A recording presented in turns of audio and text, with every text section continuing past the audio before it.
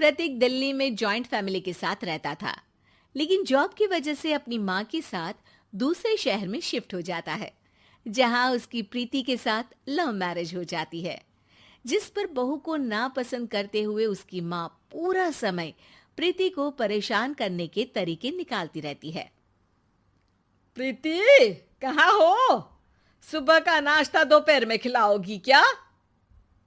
इसमें प्रीति और प्रतीक ऑफिस जाने के लिए तैयार हुए कमरे से बाहर आते हैं, जिसे देख सास प्रीति पर भड़कने लगती है।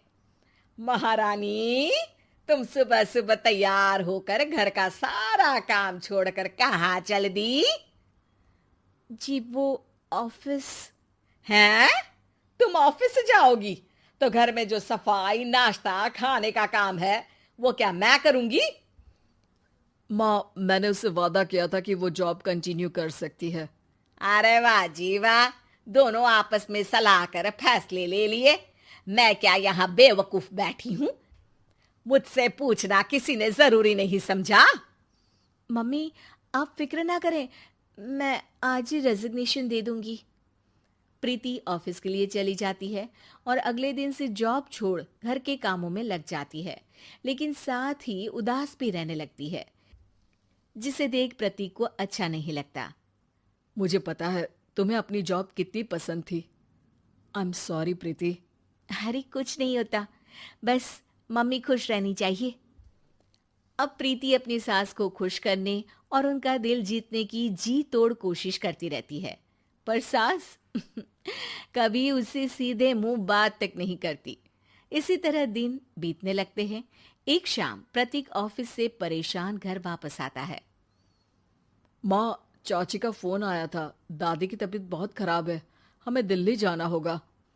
पति की बात सुन प्रीति तो पैकिंग शुरू भी कर देती है, पर माँ वहीं बूत बनी खड़ी रह जाती है।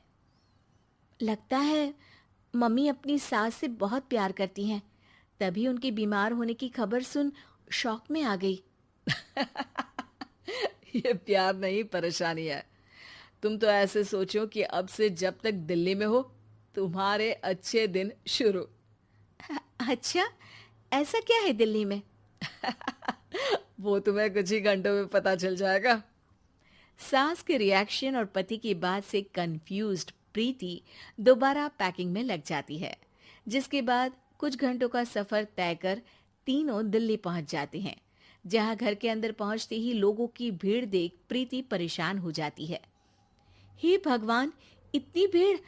प्रतीक, कहीं तुम्हारी दादी को कुछ हो तो नहीं गया ना? पागल, ये भीड़ नहीं, मेरा परिवार है। क्या? इसे तुम परिवार कहते हो? अरे इसे तो जिला घोषित कर देना चाहिए। तुम्हारा परिवार का तो अपना पर्सनल बिग बॉस बन सकता है।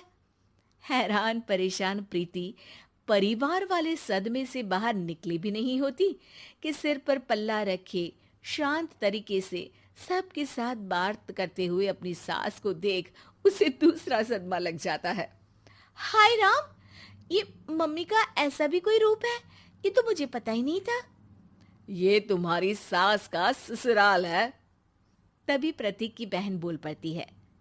यहाँ आपको ऐसी ऐसी चीजें देखने मिलेंगी जो सपने में भी सोची नहीं होंगी। हाँ, ये कुछ दिन तो बहुत इंटरेस्टिंग लग रहा है। सब एक साथ दादी के कमरे में जाते हैं, जहां पहुंचते ही उसे दादी की आवाज सुनाई देती है। क्यों रे, सास से मिलने की फुर्सत मिल गई? दूसरे शहर जाकर छूट क्या मिली? तुम तो भटकता पंछी बन गई। इतने समय में ये तक नहीं पूछा कि जिंदा भी हूं या मर गई। प्रीति की सास अपनी सास के पैर छूती है। अरे कैसी बात कर रही हैं मम्मी, आपको तो मेरी उम्र भी लग जाए। अरे बस कर, ये झूठी उम्र देने वाली बातों का दिखावा ना कर। तेरा बस चले ना तो जो मेरी बची कुची जिंदगी है वो भी अभी खत्म कर दे। अरे बहू कहाँ है? इस पर सास प्रीति को दादी से मिलवाती है। दादी प्रीति को बहुत प्यार देती है। क्यों बहू, तेरी ये सास परेशान तो नहीं करती ना? अगर करती है तो अभी बता दे, मैं इसकी क्लास लगा दूंगी। अरे कैसी बात कर रही हैं माँ जी, भला मैं क्यों किसी को परेशान करूंगी। प्रीति अपनी सास का ये रूप एंजॉय कर ही रही होती है कि तभी चाची वहां आकर प्रीति को अपने साथ ले जाती है। सास की क्लास लगते देख जो खुशी मिल रही थी वो तुम्हारे चेहरे से साफ पता चल रही थी, इसीलिए ले आई, क्योंकि अगर उन्हें पता चल जाता तो तुम्हारी खैर नहीं थी। थैंक यू चाची जी। चाची और प्रीति घर में झूले पर बैठी बात कर ही रही होती है कि उसकी सास भी वहां आ जाती है। मतलब यहाँ सारा काम मैं करूं और तुम बैठी हंसी ठिठोली करो? अरे चलो जाओ, खाना बनाओ। सास प्रीति को डांट कर काम करने भेज देती है, जिसे दादी देख लेती है और एक बार फिर सासू माँ की क्लास लग जाती है, जिसे पूरा परिवार मजे से खड़ा होकर देखने लगता है। क्यों रे, मैंने तुझे काम बोला और तू उस बच्ची को परेशान कर रही है। सास की कोई इज्जत रह गई है इस घर में या नहीं? यहाँ खुद की सास होते हुए भी ज्यादा बड़ी बन रही है। अब नहीं मम्मी जी, मैं तो बस थोड़ी मदद के लिए बोल रही थी। सास रसोई में जाकर काम करने लगती है और दादी प्रीति को लेकर वहां से चली जाती हैं। इसी तरह एक हफ्ता बीत जाता है, जिसमें दादी अपनी बहू को डर, इज्जत और प्यार का फर्क समझाती रहती है और प्रीति उसका मजा लेती है। वापस जाते हुए दादी प्रीति और उसकी सास दोनों को अपने पास बुलाती है। मेरी बहू जिद्दी और अड़ियल है, इसलिए उससे हमेशा सही काम करवाने के लिए मुझे सख्ती करनी पड़ती है। लेकिन तुम्हारी बहू अच्छी है, तेरी खुशी के लिए वो अपनी जॉब और सपने भी छोड़कर घर में बैठी है। अपनी बहू के साथ प्यार से रहो।